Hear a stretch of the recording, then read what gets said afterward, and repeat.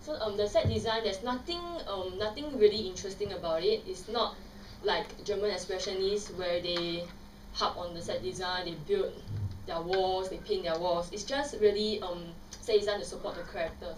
So I'll just pick out only two examples. Like for example, for Robert's love for mechanical toys, you can see his room filled with mechanical toys, and in the performance he showcased his mechanical toys. And then for Robert's house in the town, you see it's like really huge. He's like really rich, and then there's like so many servants. And then yeah, these are other set design that you will be able to see in the film. I'll talk about the how do you pronounce that, Malcolm? Chateau's, huh? Chateau's flooring. That's like a depiction of like, cause it's the title, the rules of game will happen. You will see it here. As in that the floor is like a checkerboard for like a chess game. So it's like a metaphor. So like there are more motifs that what is motif about here? Okay, like take for example, right, the hunting, right? The fall of when you see the rabbits dying and the animals dying, right, it's actually a foreboding of one character's death at the end. I didn't say the name. Yeah. Okay. Okay, Andre. That's just spoiler. Yeah, so all these individuals are just like games, and then it's just depiction that every game has its rules. So the acting is also nothing special, nothing exaggerated. It's really natural. I mean, at least to me. And what Renoir did was he actually casted characters according to their life. So for example, Marcel Dalio, he asked Renoir once, I read in the book, asked why did you like choose me to be Robert? Say because he know this aristocrat, and then he said that he feels like one of them. So same thing as Nora Gregor.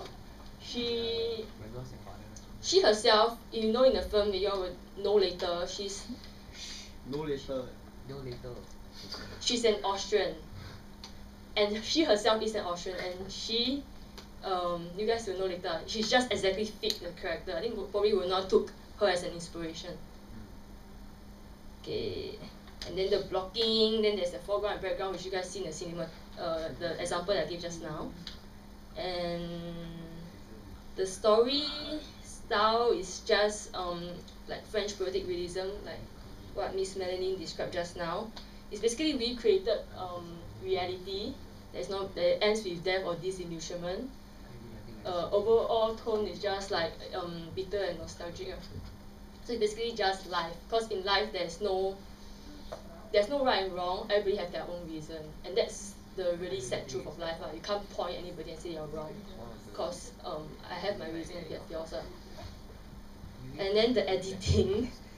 Basically you just continue editing, like first of all you see a white shot, then you just cross shot, reverse shot. Yeah. The only interesting part of editing will be the hunt scene, where you see like it's a montage sequence, and then the pacing is faster, and then they cleverly use Kuleshov effect. Cause sometimes you shoot, you might not be able to shoot correctly. So they do is they cut the characters for sure shooting with animal dying. Alright, so I'll talk more in depth into the film. So basically, no, it's good. The film divides its story into two locations. One initially at Paris, and then at La Colline.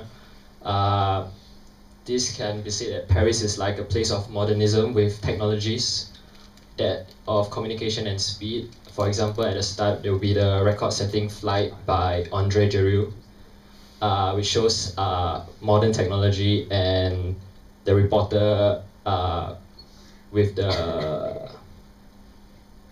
what's it called, the microphone and all that depicts advanced technology, while La Colline later is seen as an escape to an era where that paved way for the French Revolution. So it's set in a kind of like in the past for the second part of the film. So there's also parallelism of masters and servant in the film. the master quarrels like servant, while the servants eats like their masters, as depicted in the film later. The dinner scene where the servant have a feast can be seen as a mockery of the snobbery of their masters. And this similarity in characters, like masters behaving like servants and servants behaving like masters, undermines this established hierarchical order. Yeah. And as the film carries on, their affairs crisscross with each other, where everyone's affairs like overlaps and their dialogues kind of overlaps between certain shots, and then it shows chaos at the end. While in the first part of the film, it shows there's a distinct differences between cuts between the upstairs and the downstairs of the shots of the masters and servants. And another way you can read into the film is like the characters can be read as possible agents of complete social re-establishment. Masu's character, boundary breach and a rabbit hunting scene, and Lisette's defiant autonomy, and Jiryu's assembly of popular crowds at the start of the film. All these characteristics suggest fundamental aspects of the revolution. However, their selfishness leads them to pursue their own agenda, and causing mayhem rather than a change. Alright, so films influenced by rules of the game. One of the films is called Gosford Park by Robert Altman. It's an ensemble cast that revolves around the lives of the upper class or so, and it deals with it has a whodunit plot that deals with murder.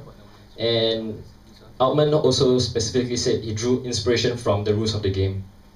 And the next film is Orson Welles' Citizen Kane. Without rules of the game cinematography, the innovation of use of deep space photography, Orson Welles' Citizen Kane wouldn't have been that fantastic without the carefully planned mise-en-scène. Francois Truffaut also thinks Jean Renoir was like great influence to him back then, because he will always rewatch the film during his adolescence, because it helps him to get over his dark times that period. And Fellini's La Dolce Vita contains similar themes and content with rules of the game, as both characters have main characters that interact with the upper class, and the both film portrays deteriorating society taken over by superficiality and tragic events that foreshadows death. And Wim Wenders also named Rules of the Game as his favorite film, and that's one of the reasons why he got started to be a filmmaker. And last but not least, Jean Renoir also has been a great influence on Wes Anderson, can be seen through his mise-en-scène, like from the films of Rushmore and The Royal Tenenbaums. Yeah, that's all for our presentation. Thank you. Thank you.